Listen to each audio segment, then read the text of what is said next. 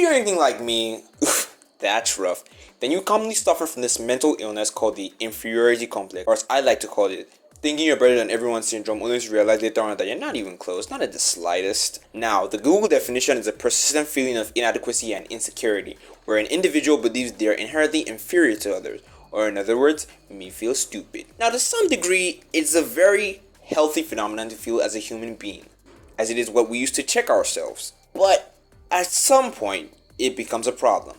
And that leads us to the message of this video. And why, yes, if you did notice, it's the exact same t-shirt I wore in the last two videos, but backwards. Now, have you ever tried to learn like a skill or a craft or whatever, only to build up a substantial amount of skill, I said skill twice, and feel very confident about yourself and what you've been able to accomplish because you worked really hard at it, you put like, half an hour of your blood, sweat, and tears, only to get humbled by an 8-year-old who could do it before he was even potty trained?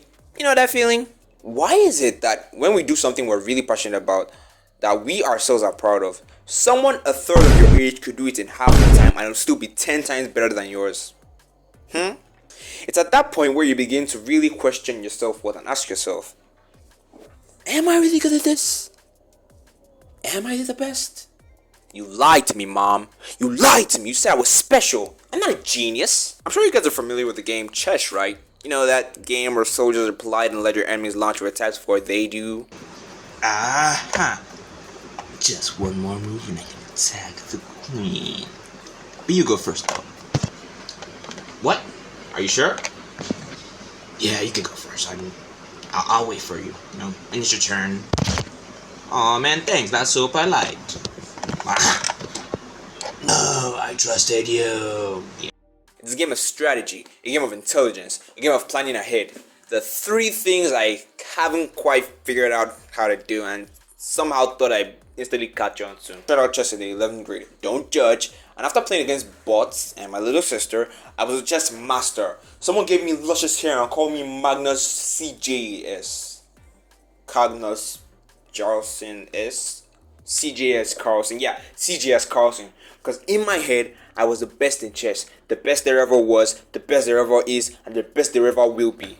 Then I decided, hey, since I'm already a child prodigy, how about I flex some of my glory onto some other illiterate fools? Let them witness how amazing I am. They were going to witness my intellect and acknowledge how smart I was. Oh, how I was so stupid. I remember Kanye that day. I lost, was it 8 consecutive times? Yeah. It got so bad that at the 6th round, my opponent threw his queen and I still lost. I got so humbled when a friend told me to try playing against other people in chess.com instead of just bots. I thought to myself, oh, you could do that. Well, that was stupid. With my newfound information, I ventured back home to attempt to compensate my loss with a few digital dubs. Then I got my board totally served back to me in a platter. It was at that point of my chess.com score being lower than my age that I started to think to myself, maybe I'm not good at this. And then I never played again. Now I'm sure a lot of you may be thinking, there's your first mistake, you gave up too soon. Growing a skill takes time, you can't expect to be a master in one day. Man, shut up! I'm the type of person who jumps ship the second things go south. Rather than trying to fix it, I move on. Probably why I'm not a pilot. Then point P, I got humiliated at chess. It's safe to say that I've had my fill of chess for my entire lifetime.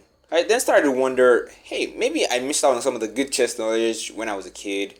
Because some of these guys started playing from when they were like, I don't know, 8 or 9 or something. Alright, maybe I'll come back to you someday, but unless everyone becomes stupid or like there's some secret implants I can use to cheat, I'm not playing that game. Let's move on to another kid's game I found very annoying. Sudoku.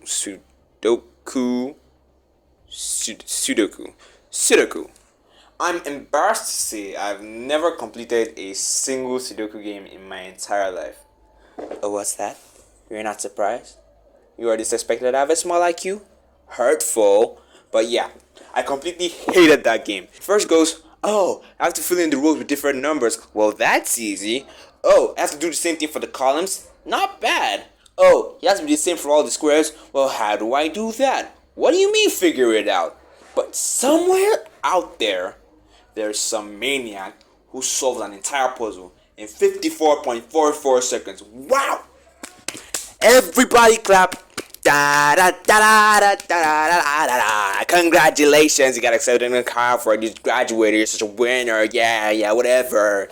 Are you happy? These people make me so sick. And the fact that they are so gifted, so smart at what they do, that my brain starts eating me from the inside out. I don't think that's the same. Okay, I think it's your stomach starts eating you from inside, but you get my point. There's a common phrase I hear get tossed around a lot. Person A was able to do it. He doesn't have two heads. Yeah, no, he's got a hobby and hours of free time. He doesn't need two heads. Another game we used to play when we were kids is a game called One Dead, One Wounded. One dead, one wounded. And I don't expect any of you to know this game. So I'm just gonna explain it in 10, 7 seconds, I don't know. Two players A and B pick a random 4-digit number. The opponent at intervals gets different numbers and tries to get the position of the digits of the new number. Wounded if it's there and dead if it hits. Once you've gotten enough information, you can now make an educated guess and win. Okay, now bye! All caught up? Too bad. So, what I did back in the day was that when the person made his first or second guess, I changed my values to give myself the upper hand. I mean, it technically wasn't cheating since it never stated in the official One Dead wiki that you couldn't alter your values. Want to get ready for the worst part? It was that I'd still somehow lose. Great! So even at the guess game, which is 60% luck, I can't even win. Funny how they introduced it to us all at the same time. And some madmen were already forming the best strategy to win, deducing the best way to ensure optimal guesses, and the whole time looking at them, I'm there thinking, whoa, I am not smart. Last story. I remember a couple of years ago, I think we were in the 9th grade, me and my friends found out about this hit TV show called, I don't know if it's still running, Child Genius. It was a reality show which displayed kids between the ages of around like 8 to 12 who had exceptional intelligence. And I think I speak for all the Child Genius Rage viewers when I say these were not normal kids at all. In the slightest. Not like they were special needs or exceptionally brilliant or anything, but something tells me that these kids don't have a normal childhood.